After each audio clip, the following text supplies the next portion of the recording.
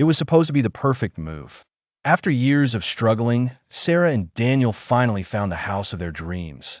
A beautiful, old Victorian house on the outskirts of town. Nestled in a quiet corner, surrounded by thick woods, it seemed like the perfect place to start fresh. But it didn't take long for the strange occurrences to begin. At first, it was little things, objects out of place, doors creaking open on their own, whispers late at night. Sarah brushed it off as the house settling, but Daniel couldn't shake the feeling that something was wrong. Then their daughter, Emma, began talking to her friend, a friend only she could see. At first, Sarah thought it was just a childhood imagination, but then the whispers in Emma's room turned to loud bangs, followed by deep, guttural growls that no child should be able to make. One night, Sarah woke to Emma's screams, blood-curdling screams that sent chills down her spine.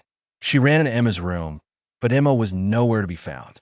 Only the sight of a dark, swirling mist hovering in the corner of the room remained.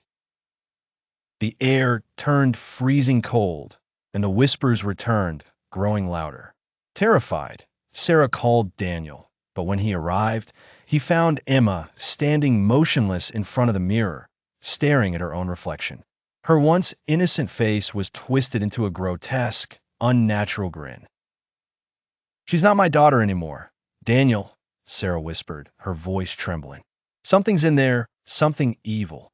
With no other choice, they contacted Father Michael, an exorcist with a reputation for dealing with the darkest of spirits. Father Michael arrived at the house, his face grave, his steps measured. He immediately sensed the evil presence that lurked within the walls, like a shadow that never left. Evil does not just appear, Sarah. It attaches itself. It feeds off pain, fear, and sorrow. Your daughter is the key. As the family watched, the priest began to prepare for the exorcism, lighting candles and chanting in an ancient language. "In the name of God, I command you to leave. Your hold on this child will end tonight." But the response came not from Emma, but from the walls themselves. The sound of scratching, followed by a guttural laugh.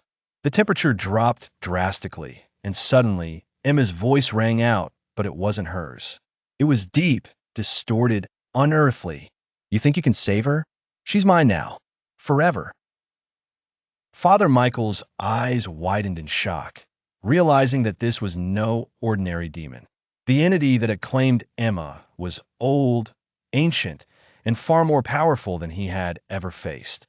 He began chanting faster, his words growing more frantic. But then, the lights flickered.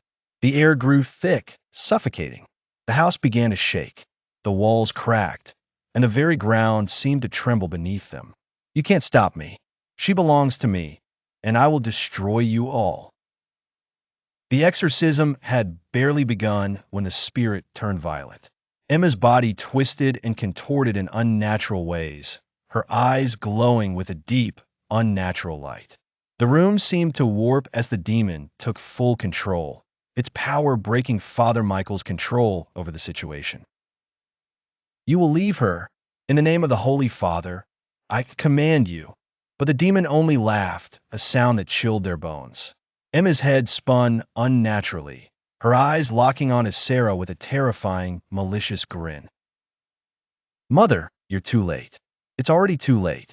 No, I won't let you take her." The house seemed to close in on them. The walls bled, black tendrils of darkness reached out from every corner. The temperature plummeted. The very air was suffocating. The demon was winning. Father Michael fought harder, but with each chant, he grew weaker. The demon wasn't just powerful, it was feeding off the fear, growing stronger with every passing moment. "I can't do this alone. I need your help. Tell me what to do." Father Michael placed his hands on Emma's forehead, his voice trembling as he gave his final command. "You must let go of your fear. It feeds on it. Give it up, or it will destroy her." Sarah knelt by her daughter, her mind reeling, but she forced herself to focus.